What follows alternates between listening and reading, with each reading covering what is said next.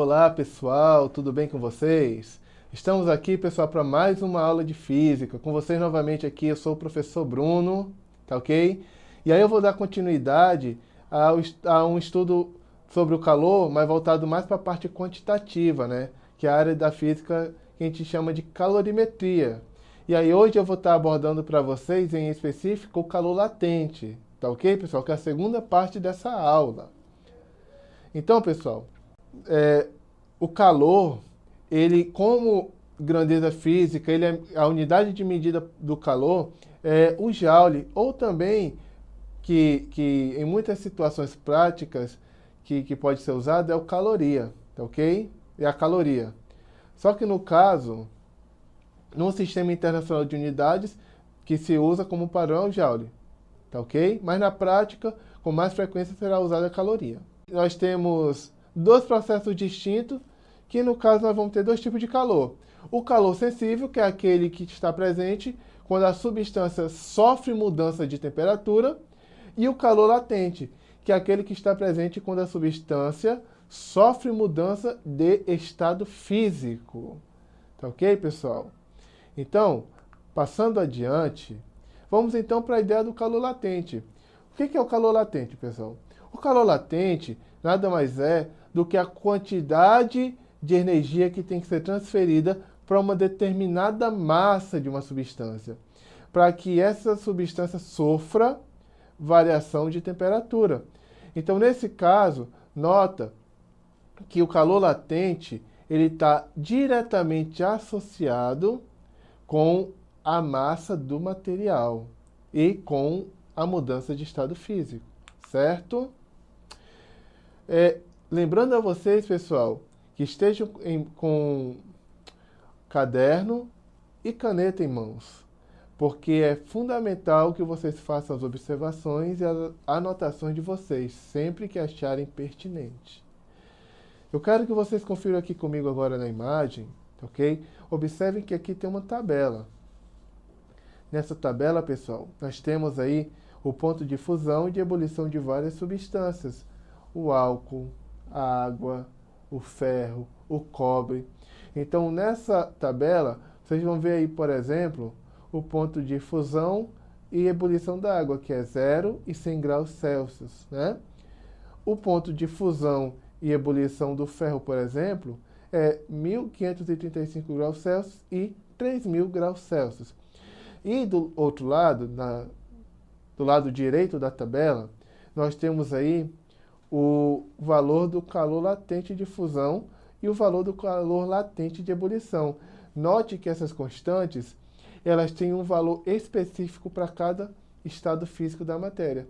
Toda vez que for a mudança do estado sólido para o líquido ou do líquido para o sólido, nós vamos usar o calor latente de fusão. E todas as vezes em que na situação nós tivermos a mudança do estado líquido para o gasoso ou do gasoso para o líquido, nós vamos estar usando o calor latente de ebulição. E eu gostaria de pedir para vocês que vocês anotassem rapidamente aí no caderno de vocês, porque nós vamos precisar desses valores mais na frente, o valor do calor latente de fusão da água, que é 80 calorias por grama, e o valor do calor latente de ebulição da água, que é 540 calorias por grama. Repetindo, o da água, 80 calorias por grama, calor latente de fusão, e o calor latente de ebulição da água, 540 calorias por grama, ok? Passando adiante, observe na imagem, pessoal, aí, que nós temos dois blocos de gelo. O bloco A, ele tem uma massa de 40 gramas, e o bloco B tem uma massa de 80 gramas. Então, vai a pergunta para vocês. Qual dos blocos de gelo necessita receber mais energia para mudar de estado físico e qual é o valor da energia necessária para que cada bloco de gelo possa mudar de estado físico? Então, pessoal, nota que primeiro, de forma intuitiva, o bloco que tem menos massa é aquele que necessita de menos energia para mudar de estado. Nesse caso, o bloco A, porque o bloco B ele tem 80 gramas, logo ele tem uma quantidade maior de massa em relação ao bloco A. Mas aí, pessoal, como é que eu faço para resolver isso? Usando cálculos. Na verdade, nós precisamos nesse momento apenas de regra de 3. E aí é o que eu vou mostrar para vocês. Vamos resolver essa questão, responder essa pergunta, por meio de regra de 3 simples. Ok, vamos começar então com um dado que a gente precisa, que é o calor latente de fusão da água, que é 80 calorias por grama. No caso, foi esse valor que eu pedi para vocês anotarem no caderno, um dos valores, ok? E aí, pessoal, vamos então destacar o bloco A. Nesse caso, observem que no bloco A, nós temos, primeiro, o calor latente de fusão de novo, o que significa o calor latente de fusão? Significa, e aí observe aí na montagem da regra de 3, que é necessário transferir 1 caloria para cada 1 grama da substância, do material, para que o seu estado físico possa mudar. Então, se é necessário eu transferir 80 calorias para 1 grama, se eu tenho um bloco de 40 gramas, quantas calorias ele precisa receber para mudar de estado? Como eu não sei o valor dessa energia, eu chamo de X. E aí a gente multiplica cruzado. 1 vezes X fica X. E 80 vezes 40. 80 vezes 40 vai dar 3.200. Logo, o bloco A, que tem 40 gramas de massa, precisa de 3.200 calorias para mudar de estado físico. Bloco B. Repete novamente, coloca aí o calor latente de fusão, que significa que é necessário 80 calorias para 1 grama de gelo, nesse caso, de água, né? Para que ele possa mudar de estado físico. E aí, se eu preciso transferir 80 calorias para cada 1 grama, e o bloco tem 80 gramas, quantas calorias ele tem que receber? Eu chamo de X. Nota, pessoal, uma coisa importante. Quando você monta a regra de 3,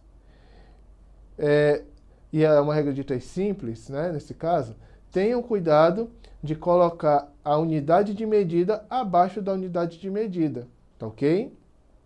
Para que o resultado possa ser o certo. E aí agora a gente multiplica cruzado. 1 vezes x, de novo é x, e 80 vezes 80, que dá 6.400 calorias. Então nota que o bloco B, por ter mais massa, precisa receber mais energia para mudar de estado físico. Tá ok, pessoal? Agora, pessoal, preste atenção em mim, ok? E aí, pessoal, em base, era isso que eu tinha para passar para vocês sobre o conteúdo. Agora nós vamos para mais um exercitando, certo? E não esqueça daqueles valores que eu pedi para anotar no caderno, porque vocês vão precisar deles daqui a pouco, ok?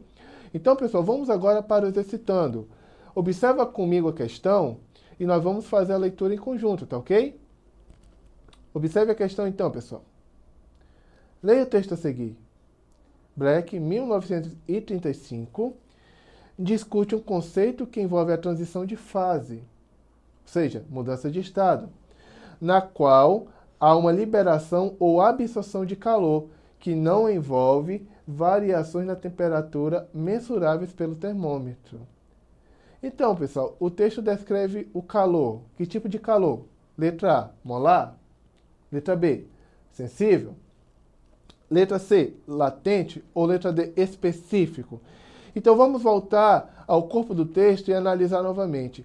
Nota que, por algumas informações que aparecem no texto, você consegue chegar de modo direto na alternativa certa.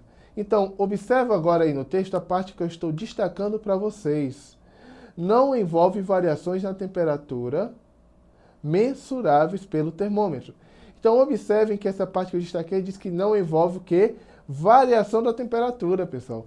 Logo, se não tem variação na temperatura, que tipo de calor nós temos? Se a única coisa que nós temos aí é transição de fase, mudança de estado, logo, não pode ser molar, não pode ser específico e, nesse caso, nem sensível. Porque, como está destacado aí no texto, diz que não envolve variação na temperatura. Então, a alternativa que sobra é a alternativa C, latente. que é o calor envolvido quando nós temos mudança de estado físico da matéria, pessoal. Pessoal, vou passar para casa aí, observa aí no texto aí, na imagem, um desafio para vocês. Considerando um recipiente com 5 litros de água, responda em qual processo é necessário mais energia. A água tornar-se gelo ou a água tornar-se vapor. Calcule o valor da energia necessária em cada processo. Então, o que vocês vão fazer nesse desafio? Você vai pegar aí 5 litros de água, leve em consideração, pessoal, e a dica, até anota no caderno se você achar pertinente, que a densidade da água equivale a 1 kg por litro. Então, pela densidade da água, você pode saber quanto de massa de água tem nesses 5 litros de água. E aí você vai calcular, usando regra de 3, tá ok? Em qual situação é preciso mais energia. Se é necessário mais energia para a água mudar do estado sólido para o líquido ou a água mudar do estado líquido para o gasoso. E não esqueça, pessoal, que a unidade de medida da massa que vocês vão usar é o grama. E o valor que se encontra aí para a densidade está em quilograma. Então tenha cuidado para você não se confundir com a questão das unidades de medida. Como sugestão de pesquisa para vocês, eu quero que faça uma pesquisa da presença do calor latente no nosso cotidiano, ou seja, situações do dia a dia em que nós temos a presença do calor sensível. E como sugestão de pesquisa também, procurem por resoluções de questões em que nós temos tanto o calor sensível como o calor latente introduzidos na questão, tá ok? Então, pessoal, preste atenção em mim agora. Nós vamos ficando por aqui. Eu agradeço a vocês pela atenção, ok? Espero ter ajudado vocês. Não esqueça, pessoal, de acessar os demais conteúdos presentes na plataforma Eduque, tá ok? Forte abraço, fique com Deus e tchau!